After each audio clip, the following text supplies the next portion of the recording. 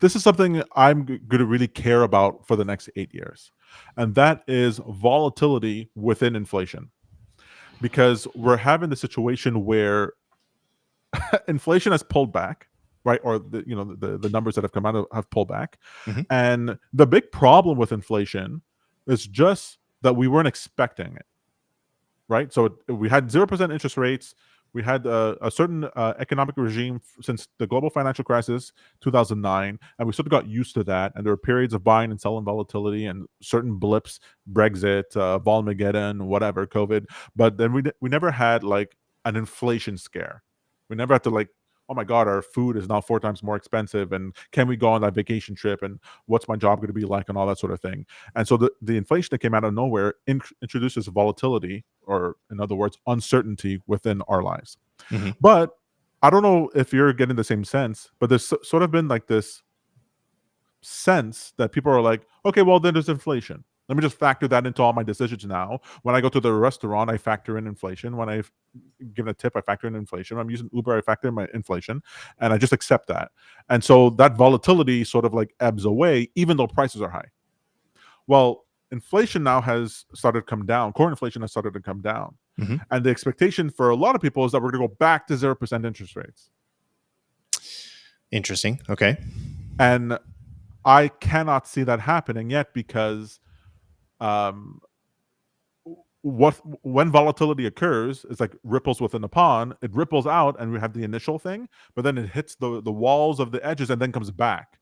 And that comes back is the second round, at least one other round of inflation. So I'm expecting we trough around here, and we get another rise of inflation over the next couple of years. That'll be worse than what we just had, or at least on par with what we just had. And Right. only then will I then be going, okay, that might be the aftershock, and now we can be looking towards the deflationary trend that we've been seeing since the dawn of time. But until then, I'm expecting inflation to come back and pick right back up brutally, and to look for trades in that vein over the next 2 3 years, 2 3 4 5 years. What trades do you think that would be?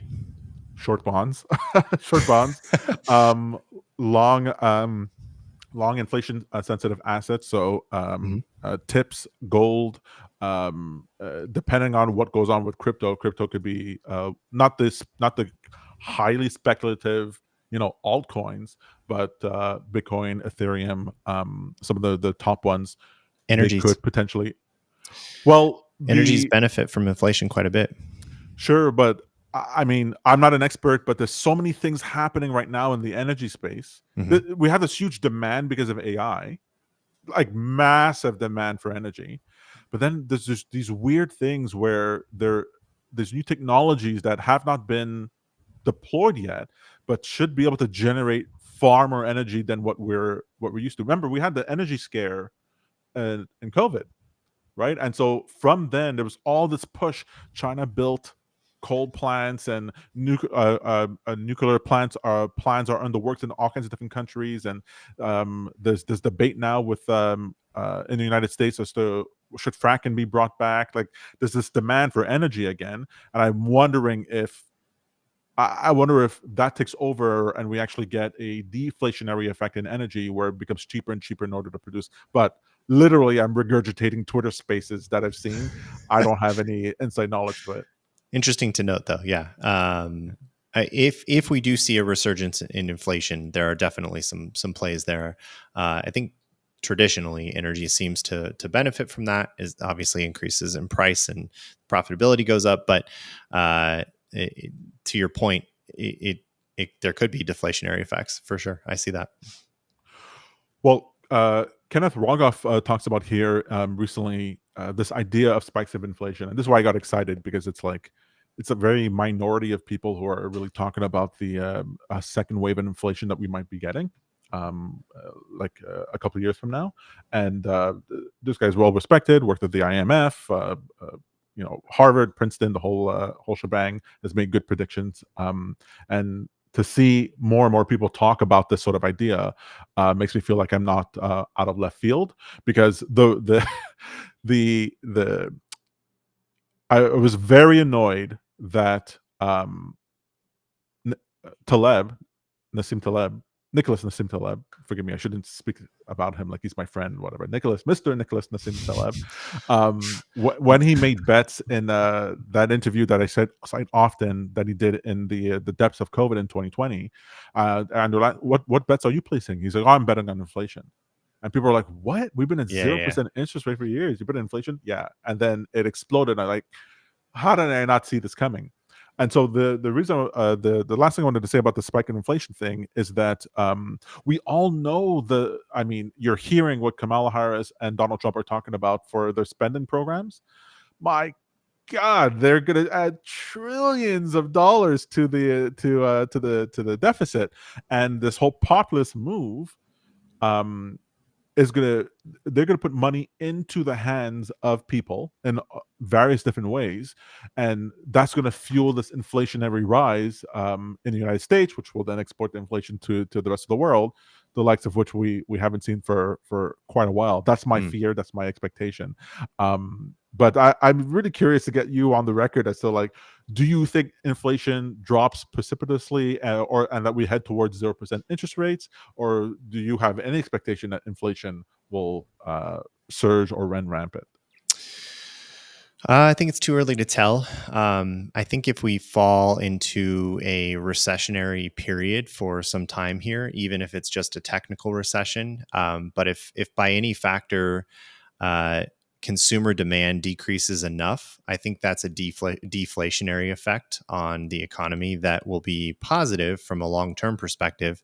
However, how it could rebound is if wage growth continues and there's more discretionary spending available, prices are still relatively high, and we see somewhat of an increase in inflation yet again, which is why I kind of don't think that the Fed will ever bring us back down. Well, not, I shouldn't say the word ever, but in the short term, bring us to 0% interest rates. I think we'll hover right around this 2 to 2.5 range for the Fed funds rate. And it will maybe cut short of inflation, maybe around 1.5 to 2 over the very long run. But I definitely don't think we're going to be in 0% territory. Some of that will be positive, of course, for the stock market as more businesses are able to access lower cost of capital. And as long as the recession lasts a short period of time, I think we kind of stabilize again. But I am no economist. So as far as I can see, which is about one quarter in front of me, maybe not farther than that, I would expect that inflation would remain somewhere down at this level. What would cause it to spike is, I guess, what I'm more curious about than an expert on. Well, imagine this, Mike. Okay, hit Imagine me with it. inflation does rise because of tariffs that or new wars or whatever Yep. it is, another supply shock, whatever it is. But because of the dual mandate, the unemployment and the price controls, they decide to abandon the price controls and favor the unemployment. And so what they do is inflation's at 10%, but interest rates are at 0% on short term. So you have 2%, and you have bills at 0%, while the 10-year, 20-year is at 10, 15%. That would be unbelievable. I don't even know what would happen.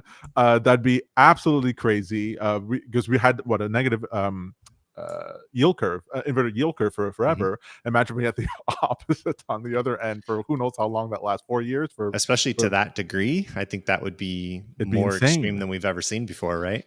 I mean, no one would know what to do, and the volatility you would have, Yeah. you would have some sectors that would benefit unbelievably, Hmm. and then other ones like just tank, and you'd be like, someone would be like, "Oh, I'm up 400% of my portfolio." Someone's like, "I'm down everything." Like I even know what you bet on. I can't even imagine.